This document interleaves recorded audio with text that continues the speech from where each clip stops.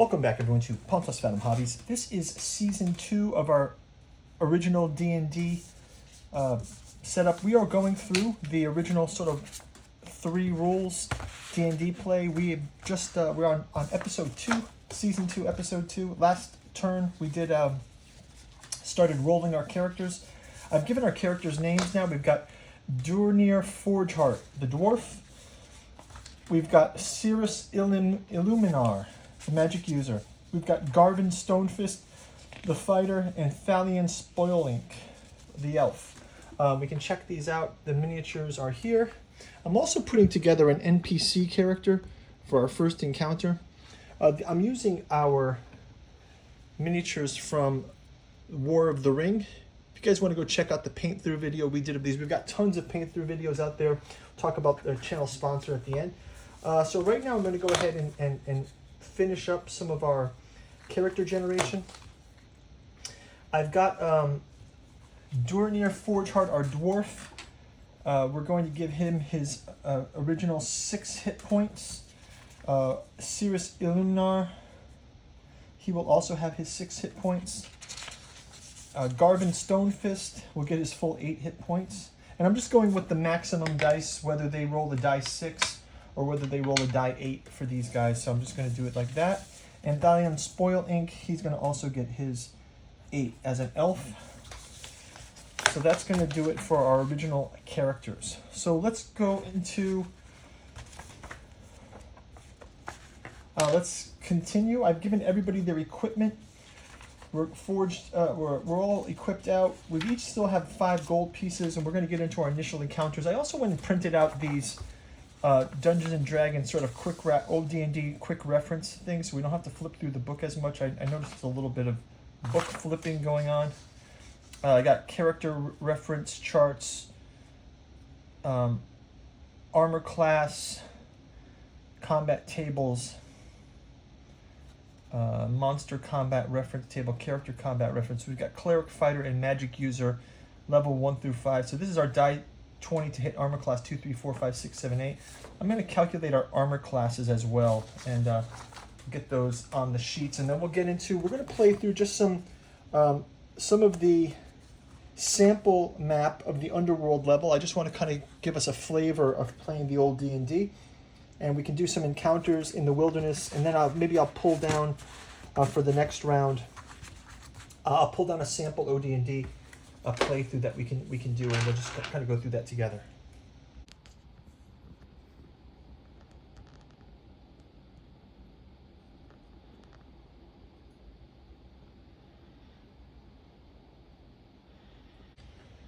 Okay, so we've got the Dornir Forgeheart. He's got his armor class 5, hit point 6. I'm not going to do Thaco here. It's not an OD&D term, so I'll take that out. We've also got Cirrus Illuminar. Again, I removed his armor. He actually has a leather cloak instead. And I'm going to give him, just because of that, I'm going to give him 15 gold. So he actually has some extra gold because of that. No Thaco. He has an armor class of 9, hit point 6. Garvin Stonefist has an armor class 5.6. Sword, chainmail, leather pack, and standard rations. And then we've got Thalian Spoilink, no Thaco, armor class 5, hit points 8. And that's going to do it for our party. Okay, so let's take a look at the first kind of round of encounters here.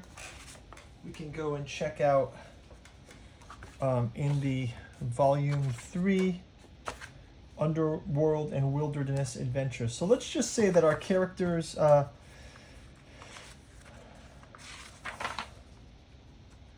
let's say that they were initially so let's have our characters are in a local town. It's actually close to the town of Garvin Stonefist. This is at the tavern, and they meet up with another elf there at the tavern. This elf is named Erevan Shadowleaf. So this is our new elven figure. So Erevan Shadowleaf comes in to the tavern, and they're going to go. They've heard that there is the ability for our party to make some gold in a dungeon that's a couple days ride away. It was recently discovered by some miners. They had broken through some area, and then they had closed off the mine. Erevan Shadowleaf tells the story of how the place is evil, and the miners ran back home. He had heard talk about it in the bar, and he is putting together this party.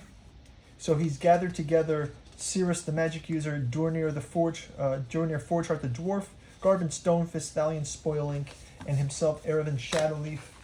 Erevan Shadowleaf also is going to have his chainmail. He's going to have a longbow, also a longbow, and he's going to have a sword.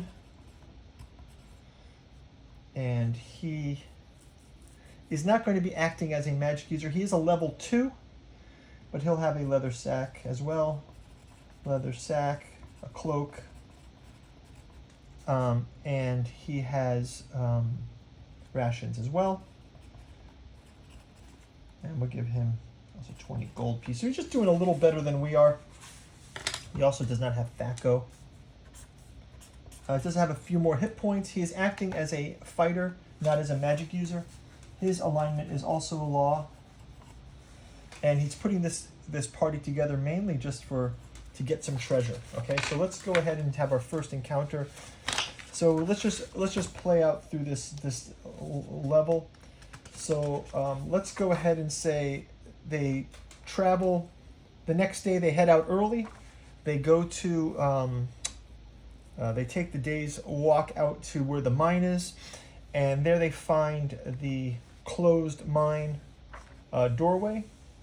And after it wasn't closed all that well by the miners, they kind of left in haste, but they're able to dismantle the mine doorway. And we're going to start out at the sample level 1. So it says, note the stairs down lead through blind passages and return to a circular room with a web-shaped division. Okay, so they come to a circular room, but they do not see any doors. But the Dungeon Master, me, says to the party, can you guys roll a check to detect, if you want to search the room to detect anything. So let's just see. They're going to detect a... they're going to look for a... So elves can sense a secret door. Let's see if the 2 elves can do this. Rolling for each elf. They do not sense it, but they can still search for secret passages. So we'll roll a die 6 for each of the party. 1, 2, 3, 4, 5, 6. The elves can roll these blue ones. Elves get on a 1 and 4, they can locate a secret passage. So I'm just going to roll a die for everyone. And one of our elves and one of our humans, our magic user and our elf, they actually detect a secret passage in this room. So the secret passage allows them to lead through to some additional hallways. They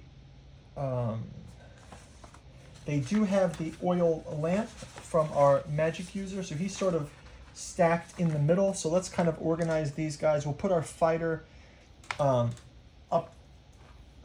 front.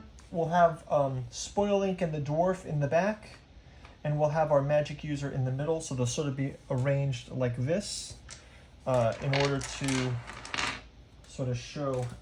And what I'll do here is just to give us a little bit of passageway kind of context. I'm just going to take a piece of graph paper and just to simulate the passage. They're sort of going down the passage like this. So as they go down the passage, it's about yay wide, and we can see them kind of traveling in a group like this, right? So he gets to illuminate for everyone with his oil lamp. And okay, so as they walk down,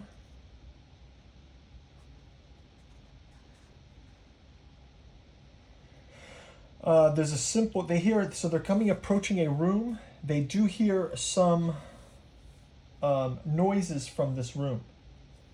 So in the room that's up ahead, they take some precaution, and the encounter says there are 4 ogres in that room. So let's see what the ogre type looks like. I believe I'll have to go to the monster book. So ogres will be level 4 ogres. So there's 4 ogres in this room, which is pretty powerful for our guys. Let's see if they can handle this. So they're going to have quite a bit of hit points. So let's take a look at monsters. Ogres, they are large and fearsome monsters, 7 to 10 feet high, and due to their size, they score 1 die plus 2 of hits when they hit, and they can be carrying 100 to 600 gold pieces each. So let's see if our so we'll have our dwarf is going to sort of sneak ahead. He's going to peer around the corner. He'll roll a test, and he's able to see that there are actually only 2 ogres. Not 4, it just sounded like 4. They're so big and noisy. There's only 2 ogres in the room. They're around a fire. You can see the fire dancing and flickering in the walls. So let's go ahead and do a sample of combat with these ogres.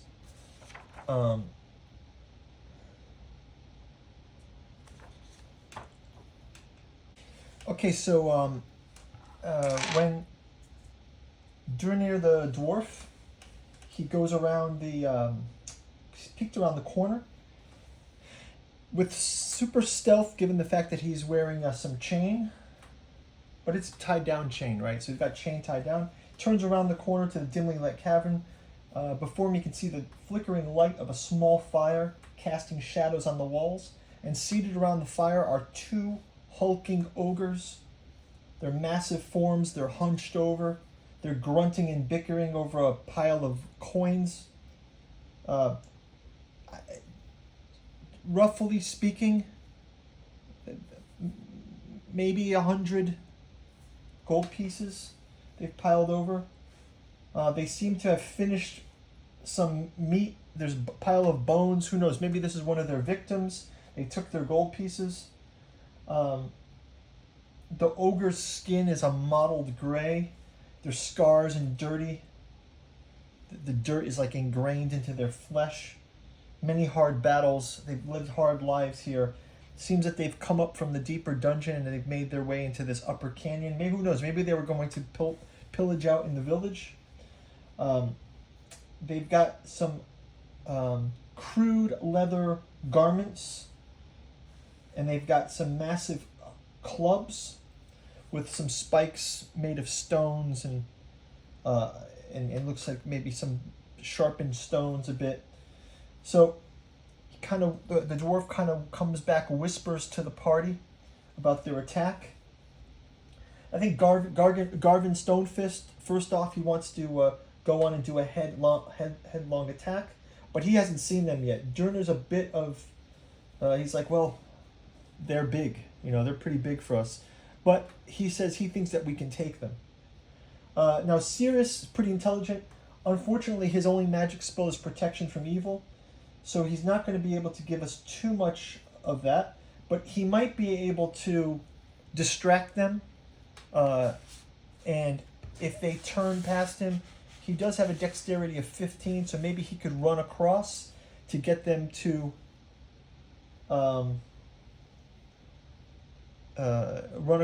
distract the ogres.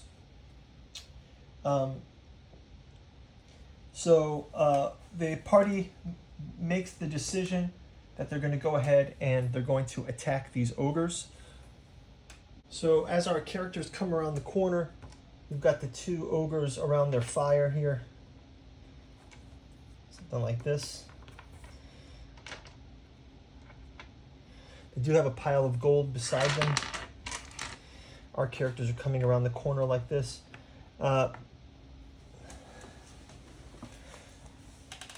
Concern is maybe our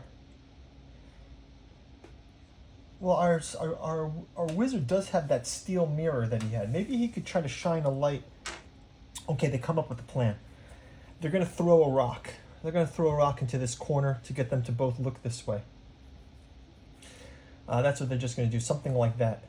So they'll go ahead, they throw that rock. They're going to try to roll the die. And they roll the 1, they're going to be able to surprise them. So both of these turn over here. They kind of leave the fire behind them. And our characters are going to enter into the room with them. We're going to leave our wizard back for now. And we'll try to fight this with the 4 of us. So we're able to sneak across. We do a surprise the enemy. And let's go ahead and start with the first round.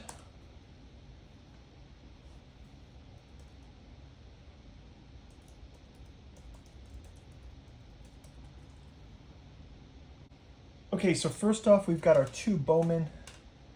We've got our elves, Thalion Spoilink and Erevan Shadowleaf. They're going to both use their bows. We've got a level 1 and a level 2.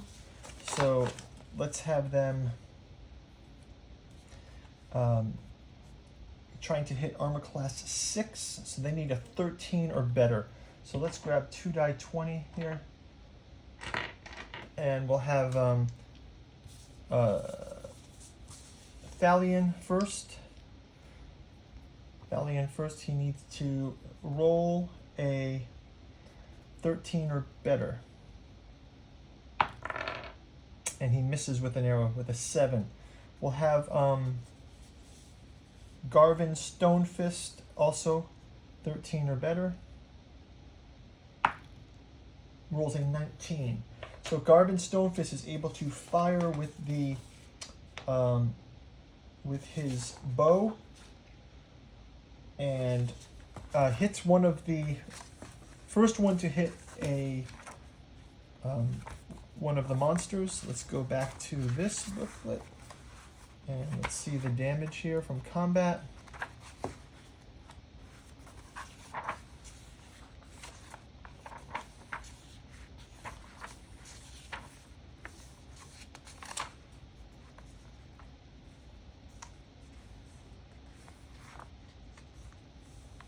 Score to hit, and let's look at the damage for the monsters here.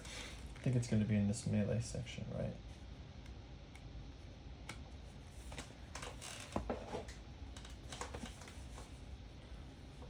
Okay, so let's go ahead and roll damage for the Erevan Shadowleaf. We'll roll 1 die 6. And he does a 2 damage to one of the ogres. Well, now the ogre's nowhere here. So he's down to 9. So let's have our dwarf and our fighter also engage in here. So one of them that is hit, Garvin's going to go up to the one that's not hit. We'll have our dwarf go up to the other one. And they're going to kind of go one-on-one this way. So we'll have Erevan and Spoilink here. We'll have our magic user in the back. So let's give our dwarf an attack as well. Our dwarven attack, same there, armor class 6. He misses, and Garvin gets a 16. He also is able to hit, and we'll do another damage here. Does 4 damage to the non-damaged ogre. So now the other ogre is down to 7 hit points. Okay, so now we've got a full combat situation here going on. The ogres turn around. They're not happy. ogres will now attack our characters.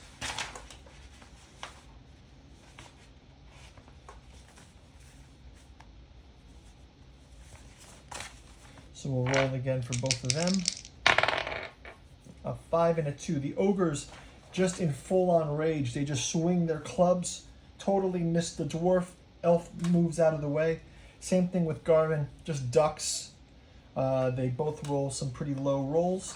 So let's go ahead and have round 2. We will have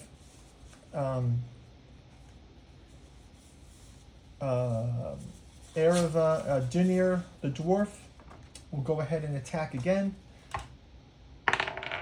He misses again. We'll have Garvin attack.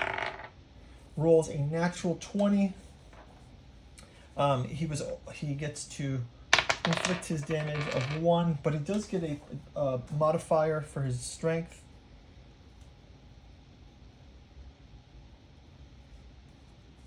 I believe he's going to be able to get extra damage for this.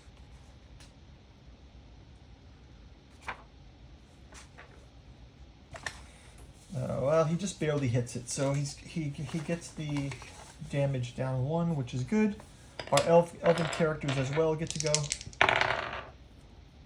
1 hit, 13 by Aravan on his dwarf with his sword. Does a 2 damage, bringing him down to 7. Back to our ogres. Oh, one of our ogres misses. The other ogre does hit. He is able to do 2 + 1 damage. So actually, he's going to give that damage to Aravan. Aravan is hit. He's our 2nd level. He has 14 hit points, but his 14, he's down to 11 hit points. So he is our first injured character. Let's go ahead and have our dwarf and our elf attack. Both misses. Our human and our elf attack. Another hit. Die roll. 5 damage. Our ogre is down to 1. Ogres get to return the volley. 11 and 11, they both miss. Our dwarf and our elf attack. 5 and 5 misses. Ogre's missing as well, so we're having quite uneventful attacks here. Okay, 17 and a 19. Let's roll those damage. Okay, so one of our ogres is down. The other ogre is also down, I believe.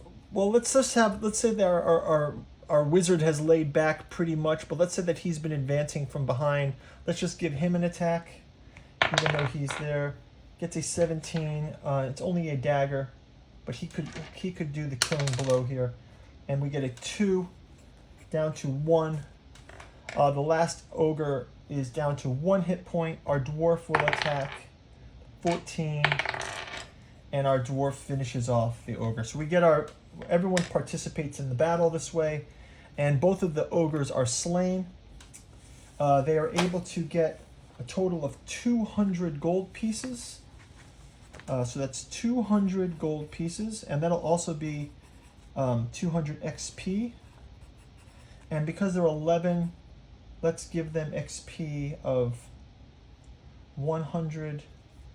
So it'll be 11 times 100, so it's 1100 each, so 2200 XP plus 200 XP, and we're just going to divide it by 5, and we'll just call it 2500 XP, and so everyone's going to get 500 experience points from this. So that's going to be our experience points. I will count those on the side of each character, and we'll see you guys in the next round. Thank you for watching. This channel is brought to you by our sponsor, Pontos Fathom Press. If you like the stuff that we're doing here, go check out our bookstore link down in the description. You can get books like The Genealogy of Cthulhu, Archaeology of Yog-Sothoth, and The Psychoanalysis of Rillia by August Moldenhauer. There's also the Giuseppe Balsamo's Hermeticism of Hastur, The Alchemy of Azathoth, Necromancy of Nyarlathotep. We've got all of those collected in our Catu Journals Omnibus out of Lovecraft's Providence. We've also got our King in Yellow, prefaced by August Moldenhauer, and Lost Carcosa and the Yellow Sign. Finally, we've got a podcast on our other channel. You can go check things out, like our series on Giordano Bruno, Tolkien. We've got Conan, Solomon Kane, John Carter of Mars, Jungian Alchemy and Horror and Science Fiction, H.P. Lovecraft, Frank Herbert and Philip K. Dick, and The Esoteric Dragon Mysteries, Decoding the Dragon Symbol in Myth and Occult Traditions. Finally, we've got our Dune Saga, Alchemy and Anthroposophy in the Dune Saga. If books are not your thing, we've also got a Patreon for as little as $1. You can stay across our gameplay. Check out our miniature painting videos that we do. We've got A Song of Ice and Fire, War of the Ring, Joan of Arc, and we're working through Tainted Grail this time. So go check out the links below, like and subscribe, leave your comments below, and we will talk in the comments, and we'll see you in the next video. Thanks for watching.